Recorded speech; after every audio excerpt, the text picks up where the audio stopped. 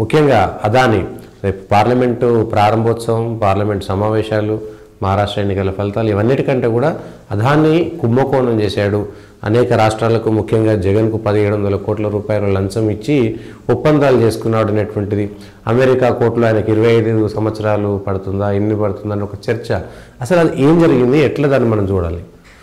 ఇప్పుడు అమెరికా గత 2-3 సంవత్సరాల క్రితం ఈ ఫారిన్ కంపెనీస్ కరప్షన్ యాక్ట్ లేదా వాళ్ళ మల్టీనేషనల్స్ విదేశాలలో అవినీతికి పాల్పడితే కఠిన చర్యలు తీసుకోవాలి, అది కార్పొరేట్ గవర్నెన్స్ లో చాలా అవసరం. ఎందుకంటే గతంలో ఫార్మా కంపెనీలు కానీ ఈ కెమికల్ బేస్డ్ కంపెనీస్ ఏవైతే ఉన్నాయో ఇవన్నీ కూడా ఈ బయట దేశాల్లో విపరీతంగా లంచాలు ఇచ్చి ఇది చేస్తున్నాయి, కరప్ట్ ప్రాక్టీసెస్ని అవలంబిస్తున్నాయి, పోటీ కోసం, డబ్బు కోసం, సంపాదన కోసం అనేది అమెరికాలో తీవ్రంగా జరిగిన చర్చ. ఆ చర్చ నేపథ్యంలో ఈ అవినీతి నిరోధించడానికి అమెరికాలో చాలా కఠినమైన చట్టాన్ని తీసుకొచ్చారు. దాని తర్వాత అమెరికన్ కంపెనీలు చాలా వరకు తమ పద్ధతుల్ని మార్చుకున్నాయి, అమెరికన్ మల్టీనేషనల్స్. ఇక్కడ అదానీ విషయానికి వచ్చేసరికి అదానీ పూర్తి స్థాయిలో అమెరికన్ కంపెనీ కాదు, ఇది ఒక భారతదేశానికి సంబంధించిన మల్టీనేషనల్ కంపెనీ. కాకపోతే అమెరికాలో ఇన్వెస్ట్మెంట్స్ రైజ్ చేస్తోంది, అంటే అమెరికాలో పెట్టుబడుల్ని అదానీ కంపెనీ రైజ్ చేస్తోంది కాబట్టి అమెరికన్ చట్టాలని నువ్వు పాటించాల్సిన అవసరం ఉంది. న్యూయార్క్ స్టాక్ ఎక్స్చేంజ్ లో నీది ఒక కంపెనీ లిస్ట్ అయింది కాబట్టి అమెరికన్ చట్టాలకు అనుగుణంగా నువ్వు పనిచేయాల్సిన అవసరం ఏర్పడుతుంది. అటువంటి పరిస్థితుల్లో ఇది ఎప్పుడు జరిగింది? 2021-2023 మధ్య కాలంలో జరిగిందనేది ఈ రోజు వస్తున్న ఆరోపణ. అక్కడ కేవలం అది ఆరోపణ మాత్రమే. ఏ క్రిమినల్ కేసు అయినా, సివిల్ కేసు అయినా అక్కడ ప్రాసిక్యూషన్ వాళ్ళు, అంటే పోలీసులో ప్రాసిక్యూషన్ ఛార్జ్ షీట్ లో ఒక వ్యక్తి కానీ సంస్థ మీద కానీ ఆరోపణలు చేస్తూ ఇదిగో ఈ ఆరోపణలు ఉన్నాయి, దీనికి మా దగ్గర ఈ సాక్ష్యాధారాలు ఉన్నాయని చెప్పి ఛార్జ్ షీట్ వేస్తారు. అక్కడ కోర్టు ప్రైమా ఫెసి ఎవిడెన్స్ ఉంది, సాక్ష్యాధారాలు ఉన్నాయని నమ్మితే కోర్టు అక్కడ విచారణకు స్వీకరిస్తుంది. స్వీకరించే ముందు నోటీసులు జారీ చేస్తుంది. ఈరోజు అమెరికన్ కోర్టులో జరిగిన ప్రక్రియ ఇదే. అక్కడ ఒక న్యూయార్క్ లో ఉన్న పోలీస్ విభాగం ఏదైతే ప్రాసిక్యూషన్ విభాగం ఉందో వాళ్ళు ఒక ఛార్జ్ షీట్ అక్కడ కోర్టులో ఫైల్ చేశారు.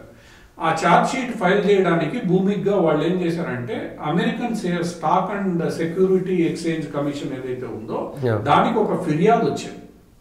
ఆ ఫిర్యాదు ఏంటంటే అదానీ అవినీతికి పాల్పడుతున్నాడు, ఎస్పెషల్లీ ఈ గ్రీన్ ఎనర్జీకి సంబంధించిన కంపెనీల్లో ఈ మాదిరి లంచాలు ఇచ్చారు, దీని మీద మీరు విచారణ జరిపించాలి అని చెప్పి ఆ మన సెబీ లాంటి సంస్థ అమెరికాలో SECకి కంప్లైంట్ వచ్చింది.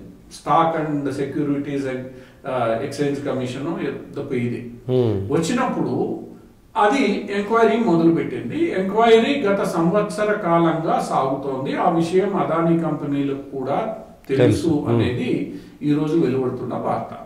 సో ఆ ఎంక్వైరీలో వాళ్ళు ప్రైమా ఫెసి ఇదేదో జరిగింది అనేది వాళ్ళు తెలుసుకోవడం జరిగిందనేది ఛార్జ్ షీట్ లో వాళ్ళు చెప్తారు. 21 రోజుల్లో సమాధానం చెప్పాలని అదానికి ఆల్రెడీ నోటీసులు జారీ చేశారు. ఇప్పుడు దాన్ని లీగల్ గా అదానీ కంపెనీ ఎదుర్కొంటుంది. వాళ్ళు మా దగ్గర ఉన్నాయి ఆధారాలను చెప్తున్నది ఏంటంటే ఈ కంపెనీ సీనియర్ ఎగ్జిక్యూటివ్లు, కొంతమంది అధికారులు, కొంతమంది రాజకీయ నాయకుల మధ్యలో జరిగిన వాట్సాప్ సంభాషణలు కానీ ఇంకొకటి కానీ ఈ అమెరికన్ ఇన్వెస్టిగేటర్లు సేకరించి పెట్టారు అనేది. ఎందుకంటే ఈ వాట్సాప్లు ఇవన్నీ మనం సెక్యూర్డ్ అనుకున్నా కూడా అమెరికాకు ఈ అమెరికన్ కంపెనీలు అన్ని అందజేస్తాయి. సో అలా వాళ్ళు కొన్ని సాక్ష్యాలను సేకరించి ఏదో చర్చ జరిగింది వీళ్ళందరి మధ్యలో అన్న ఒక నిర్ధారణకు వచ్చి చర్చ జరిగింది, ఇచ్చారు అనేది ఆరోపణ. ఎట్లా ఇచ్చారు, ఎక్కడ చేరింది, ట్రయల్ కానీ అంటే మనీ ట్రయల్ కానీ ఎవరికి చేరింది అన్న పేర్లు లేవు, ఏమీ లేవు. ప్రభుత్వ అధికారులకి కొంతమంది రాజకీయ నాయకులకి అందచూపారు అనేది ఆరోపణ అక్కడ. సో ఇది ప్రక్రియ. ఈ ప్రక్రియ ప్రకారం నోటీసులు ఇచ్చారు. అదాని మేము లీగల్ గా సమాధానం చెప్తామన్నాడు. ఎందుకు వచ్చిన తలనొప్పి అనుకుని అమెరికాలో ఏదైతే బాండ్స్ ఇష్యూకి వెళ్లారో ఆ ఇష్యూని ఉపసంహరించుకున్నారు. ఇది ఇప్పుడు చట్ట ప్రకారం జరిగే ప్రక్రియ. ఇక్కడ సమస్య ఏంటంటే రాహుల్ గాంధీ గారు వెంటనే రోడ్డు మీదకి ఎక్కి ఆయన్ని వెంటనే అరెస్ట్ చేసేయాలి, అరెస్ట్ చేసి జైల్లో వేసేయాలి. జైల్లో ఎందుకు వేయరంటే నరేంద్ర మోడీ ఆయన్ని కాపాడుతున్నారు. ఇప్పుడు ఒక కేసు ఉందండి, ఇప్పుడు రాహుల్ గాంధీ గారు సోనియా గాంధీ గారి మీద కూడా కేసులు ఉన్నాయి. వాటి మీద కూడా కోర్టులు అంగీకరించాయి. మీకు బెయిల్స్, మీకు నోటీసులు ఇచ్చారు, మీకు కోర్టు ముందు హాజరయ్యారు, బెయిల్ తీసుకున్నారు, బెయిల్ మీద బయట ఉన్నారు, విచారణ జరుగుతుంది. విచారణ పూర్తి కాకుండా నిన్ను కూడా అరెస్ట్ చేసి లోపలేయాలనా? ఇప్పుడు ఇక్కడ నువ్వు ఒక ప్రతిపక్ష నాయకుడి హోదాలో నువ్వు మాట్లాడాల్సిందేంది? విచారణ చేయించండి. ఇప్పుడు కాంగ్రెస్ పార్టీ ఈ అలిగేషన్ చాలా సీరియస్ అలిగేషన్ అమెరికన్ ప్రభుత్వం చేసింది కాబట్టి ఈ మొత్తం వ్యవహారం మీద విచారణ చేయించండి.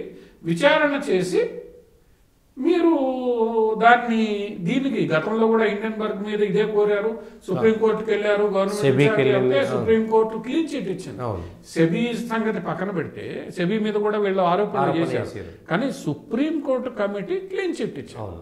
నువ్వు విచారణ చేయించమని అడగొచ్చు, విచారణ కోరమని అడగొచ్చు, సిబిఐ ఎంక్వైరీ చేయించండి అనొచ్చు, ఈడీ ఎంక్వైరీ చేయించండి అనొచ్చు, లేదా మళ్ళీ సుప్రీంకోర్టుకు పోవచ్చు. ఇవన్నీ కాకుండా అరెస్ట్ చేస్తావా లేదా? ఈ రోజు అంటే ఒక వ్యక్తి తప్పు చేశాడో లేదో తెలియకుండా ఆరోపణ మాత్రమే వస్తే వెంటనే అరెస్ట్ చేసి లోపలేసేసి వాడిని బయటికి రానికుండా చెయ్యాలనా అనేది ఇక్కడ హిండెన్బర్గ్ విదేశీ సంస్థనే అమెరికా ప్లస్ నిన్న వచ్చిన ప్రాసిక్యూషన్ కూడా అమెరికా. ఇప్పుడు ఈ రాహుల్ గాంధీ ఇలాంటి మాటలు మాట్లాడిన సందర్భంలో రాహుల్ గాంధీ విచక్షణ కోల్పోయి మాట్లాడాడు అనేది ఒకటి. జేపీసీ డిమాండ్ చేసాం, అంతవరకు కరెక్ట్. జేపీసీ కాకపోతే ఇంకొక ఫామ్ లో ఎంక్వైరీ చేయించమని అడగాలి. భారత ప్రభుత్వం కూడా ఎంక్వైరీ చేయించి నిజాలు, ఎందుకంటే సుమారు 2000 కోట్లకు పైబడి లంచాలు ఇచ్చారనేది ఆరోపణ. అందులో అమెరికా ప్రభుత్వ విభాగం ఈరోజు ఆరోపణ చేసిందంటే దానికి కొంత విలువ ఇవ్వాల్సిన అవసరం ఉంది. ఎందుకంటే దాని ప్రభావం మిగతా ఈరోజు వేదాంత వాళ్ళు అమెరికాలో బాండ్స్ ఇష్యూని క్యాన్సిల్ చేసుకున్నారు. ఎందుకంటే ఈ తరుణంలో మనం నిధులు రైజ్ చేయలేము అని చెప్పి. సో భారతదేశ ప్రతిష్టకు సంబంధించిన అంశము ఇది కాబట్టి విచారణ జరగాలి. విచారణ జరిగి మంచో చెడో బయటికి రావాలి. భారత ప్రతిష్ట, ఎందుకంటే రేపు ఇది ఇతరత్ర భారత కంపెనీలకి ఇబ్బంది కలిగించే అంశంగా మారకూడదు. అంతవరకు అంతా సబబుగానే ఉంది. కానీ ఇక్కడ అనుమానాలు మనకి ఎందుకు వస్తున్నాయి? ఇది కావాలని చేశారు అని ఏదైతే వాదన ఈరోజు వస్తుందంటే ఆ వాదన రావడానికి ఉన్న సందేహాలు, అనుమానాలు ఎందుకు తలెత్తుతున్నాయి? మొట్టమొదటగా ఎవరైతే న్యూయార్క్ కోర్టు ప్రాసిక్యూటరు ఈ ఛార్జ్షీట్ ని దాఖలు చేశారో ఆ ప్రాసిక్యూటర్ భార్య జార్జ్ సోరోస్ కు చెందిన ఓపెన్ ఫౌండేషన్ లో ఆమె జాతీయ స్థాయి సభ్యురాలు. మొట్టమొదటి అంశం.